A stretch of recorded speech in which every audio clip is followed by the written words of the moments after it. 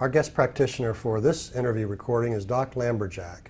And Doc is a community pharmacist that works for a company called Kroger.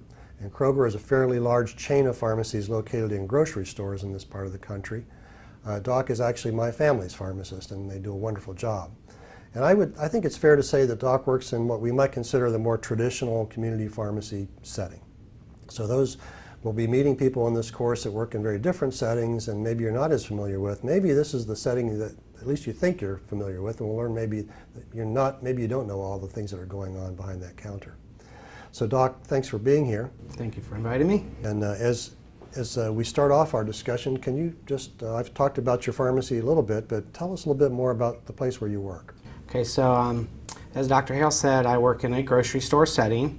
We actually have our own little corner of the store, and instead of having people go to a corner pharmacy, they can come and just we're a pharmacy within a larger building. So they bring their prescriptions to us, drop them off, we can fill their prescriptions for them, we can do consultations with them, and there's some other activities that we do in the community setting that we will talk about later. So cool.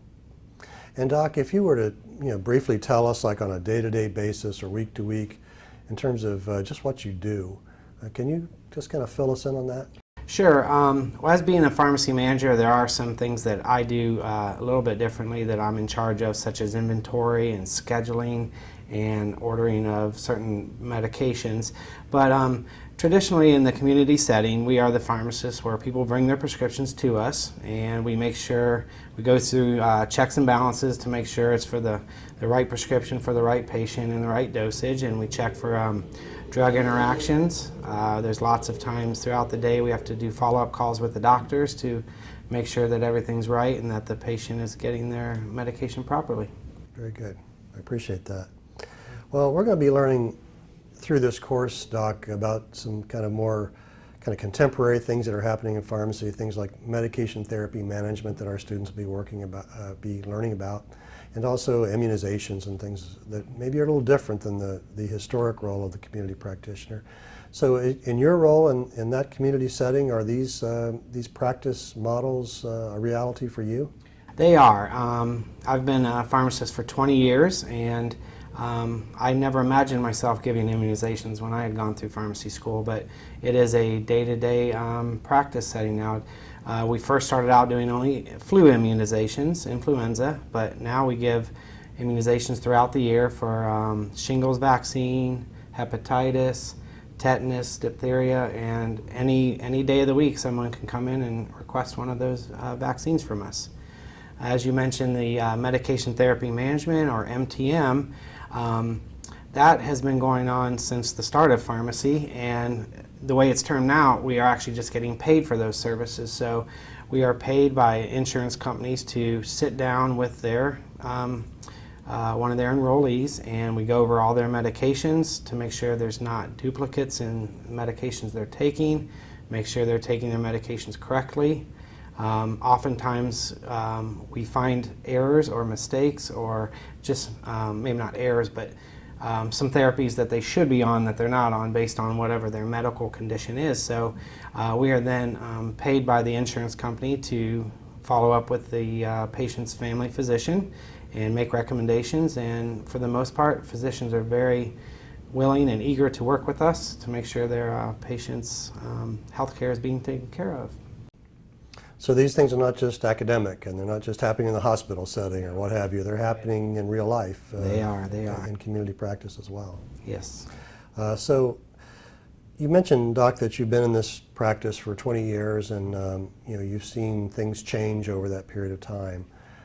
You talked about MTM becoming more formalized. Mm-hmm. Are there other things that you've seen happen in your career that kind of tells us that things are going in a little different direction in community practice? Well, I think one of the biggest changes I've seen in 20 years is the technology, of course. Things are so much more streamlined now. We actually have an off-site filling station where it fills prescriptions and delivers them to us 6 days a week. So this total automation of filling the prescriptions frees me up more as a pharmacist to do what I love, which is talking to the people and having that interaction with the patients to make sure they understand how to take their medication. So the technology boom has been very big. I previously mentioned vaccines that we give, so that has been a big change. And instead of people just thinking that the pharmacist is there just to count out pills and have the person go on their way, we are actually taking a more active role in their health care to make sure that they are staying healthy. You sure are. And that leads to another question I have. So as you think about things in the United States such as shortage of primary care providers and the need for people to get easier access to primary care, I mean, do you see a role for what you're doing at your pharmacy in terms of helping people and with their primary care needs? I do think that the community pharmacist plays an important role in that because even though we do not have the authority to prescribe, the patients probably see their pharmacists anywhere from 2 to 3 times a month or maybe even more, and they might not see their primary care doctor maybe every 3 months, 6 months, or maybe once a year. So we are probably the most accessible of the healthcare professionals, and throughout the day we're constantly asked questions on person's conditions, on what they should take for it, and by asking them some follow-up questions or looking at their patient profile to see what medications they're on, we can commonly make recommendations to them, something they may be able to treat with over-the-counter, or to have them go to their family care doctor or one of the nurse practitioners that are in that practice as well. So pharmacists have kind of always done that, really, haven't they? And, yes.